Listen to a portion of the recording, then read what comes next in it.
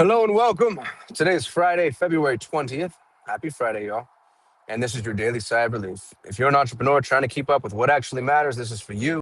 I go live every business day at 6 p.m. Eastern, and to the best of my abilities, I give you everything that I think matters in the entrepreneurial world across business, AI, markets, platforms, and policies, all in 15 minutes or less.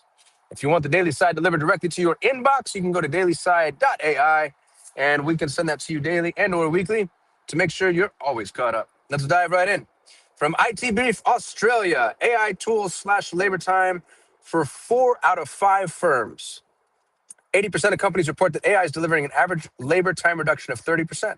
For a startup founder, this isn't just about saving time, it's about operational leverage. If your competitors are getting 12 hours of output from an 8-hour day and you are at a structural disadvantage. Here's what's really interesting about this article is I keep hearing like wildly conflicting things. Yesterday, there was an article from, I don't remember where, but I'll go look at the citation, that said organizations aren't seeing any yield on AI implementation. And then here's an article saying that 80% of companies are reporting labor time reduction of 30%.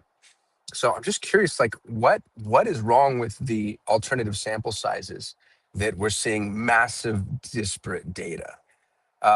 And you know what? I think it has less to do with the sample size, to be honest with you, and more to do with if I bet you if we really started to look into, excuse me, if we really started to look into these publications, they've all got a dog in this fight.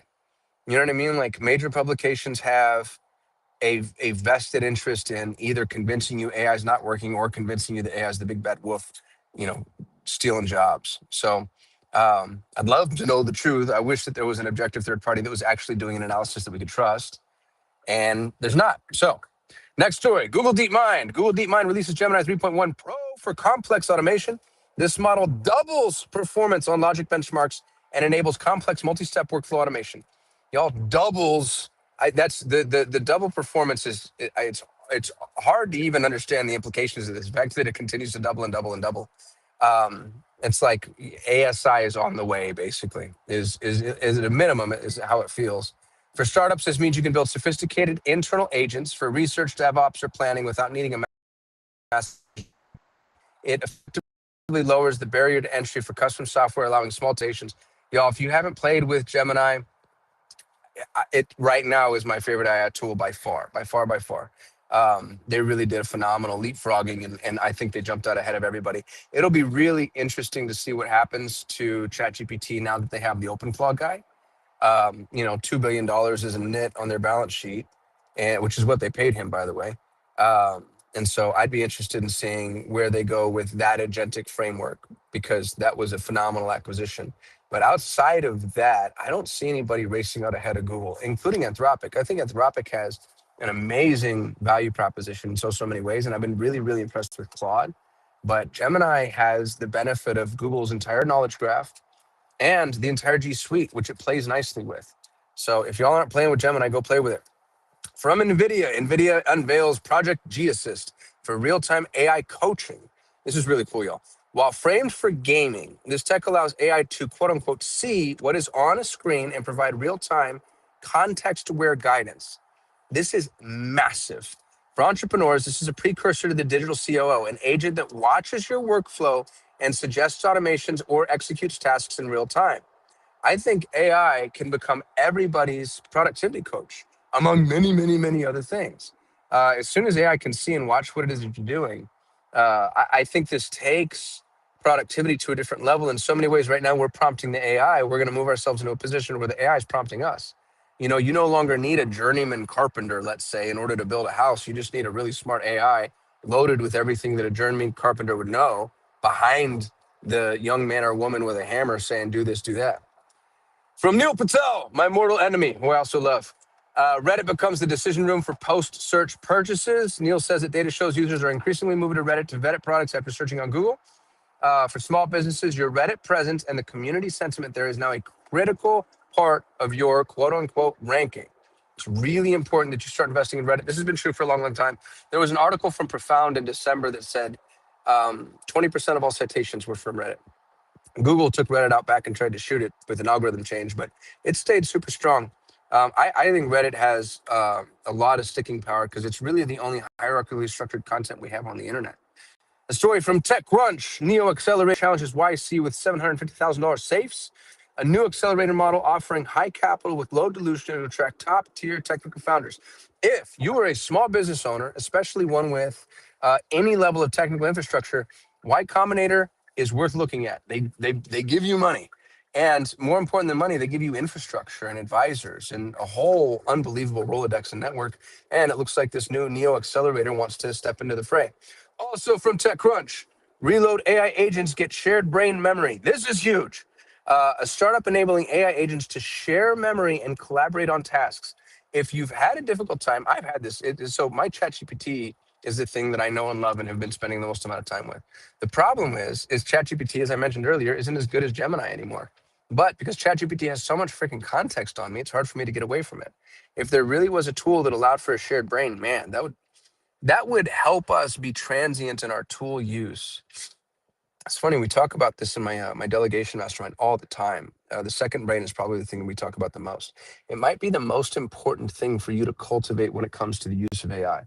Because if you have a second brain, which is just a repository of where you put all of your information, then you get to use any AI tool you want. So if you really want to know, like, what's the big unlock now, go pull down a second brain.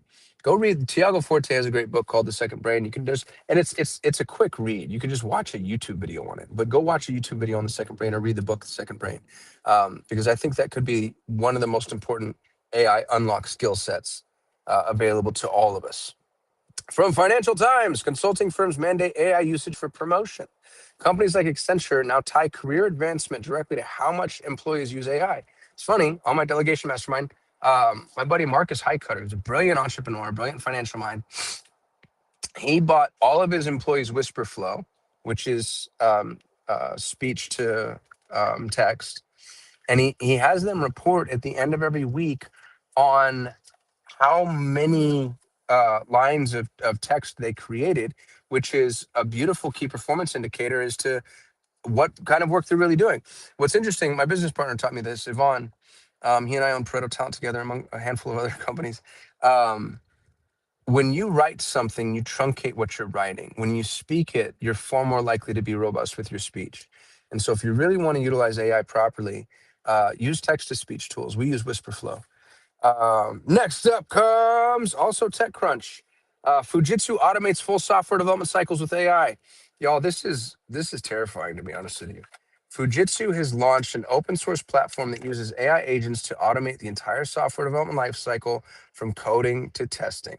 This drastically reduces development costs and time to market for SaaS founders, allowing lean teams to build and maintain complex tools without massive engineering overhead. Here's something that every founder needs to do. Every founder needs to find themselves in a position where you carve out at least a couple of hours and you go audit your tech stack, because all of those tools that you're paying for, half of them, I swear to God, you could build in a weekend, especially if you really look at the features that you're using from those tools. You know, I mean, just because you're paying from ClickUp doesn't mean that you're using 100% of ClickUp. You're probably using a fraction of it. And so you take the fraction that you're using, identify exactly what that is and how it works. You could vibe code that in a matter of hours. If you want to learn vibe coding, by the way, I own a free vibe coding incubator. We just reached 3,000 members. You can join by going to vcinc.ai. You're welcome. Last story from Microsoft. Microsoft 365 Copilot deepens integration across Office apps, and nobody cares because nobody uses Microsoft because Microsoft sucks. Microsoft's AI Copilot is not fully embedded across Word, Excel, and Outlook, using a Work IQ layer to automate drafting, data analysis, and communication workflows. Once again, Microsoft is massively behind the times. It's what happens when your founder is a known pedophile. Uh, Follow me here if you'd like to continue to get the Daily Sigh. If you want to sign up to get it directly in your inbox, go to dailysigh.ai. I'll send it to you daily and or weekly. If I missed a story, if you're like, dude, why aren't you talking about the thing at the time of the place? Let me know. I'm happy to get corrected. And, you know, it's not like I'm going to be able to talk about everything. So I'd love for y'all to, you know, give me some shout outs and let me know what it is that I'm missing.